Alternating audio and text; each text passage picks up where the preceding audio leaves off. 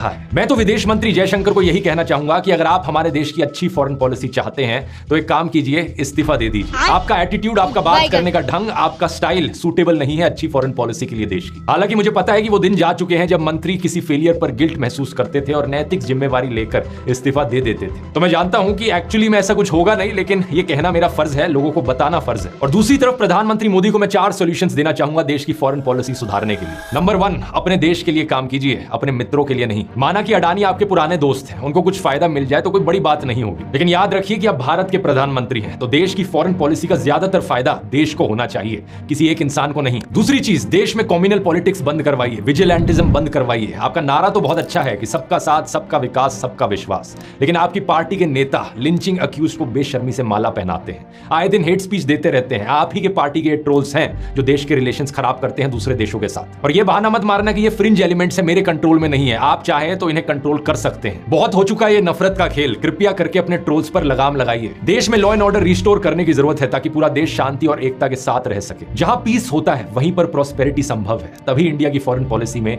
एक moral conviction होगा। यही करने से मेक इन इंडिया का शेयर कुछ दहाड़ सकेगा, वरना अभी तो ज्यादा कुछ दिख नहीं रहा है। अभी तो देखिए कि कैसे फॉरेन इंस्टीट्यूशनल इन्वेस्टर्स भारत के मार्केट को बाय बाय करे जा रहे हैं। तीसरी बात, फॉरेन पॉलिसी एक सेंसिटिव मैटर है, इसको इंटरनल पॉलिटिक्स के लिए इस्तेमाल करना बंद करें, वरना आप ही के ऊपर प्रेशर बनता है मसल फ्लेक्सिंग करने का। आप ही को रायता समेटना पड़ता है जो आपके ट्रोल्स फैलाते हैं। और प्रेशर में आकर ये मसल फ्लेक्सिंग करने का नतीजा क्या होता है, इसके उदाहरण हमने इतिहास में बहुत देखे हैं, जैसे कि फेमस क्यूबा मिसाइल क्राइसिस के दौरान, जहां हेवी पब्लिक आय के चलते सरकारों के लिए सही इंडिपेंडेंट डिसीजंस लेना मुश्किल हो गया था। और चौथी और आखिरी चीज, अगर दुनिया में कोई देश है जो आत्मनिर्भर बन सकता है तो वो है भारत। यहाँ पहाड़ है, रेगिस्तान है, समुद्र भी है, बहुत से मिनरल्स हैं, दुनिया के सबसे मेहनती लोग भी हैं। बस जरूरत है कि जैसे डेंग जाओपिंग जैसे लीडर्स ने एक्टिव इनिशिएटिव लिया, उस तरह से भारत की लोकल इंडस्ट्री को बिल्ड किया जाए। केवल आत्मनिर्भर भारत और वोकल फॉर लोकल का नारा देने से बात नहीं बनती है, इसे जमीन पर इंप्लीमेंट करना जरूरी है। मैंने इस वीडियो में कोरियन कल्चर वेव की बात करी थी कि कैसे साउथ कोरिया सॉफ्ट पावर के आधार पर एक सुपर पावर बन गया। ऐसी 20 इंडियन वेव्स दुनिया में चल सकती हैं क्योंकि हमारा कल्चर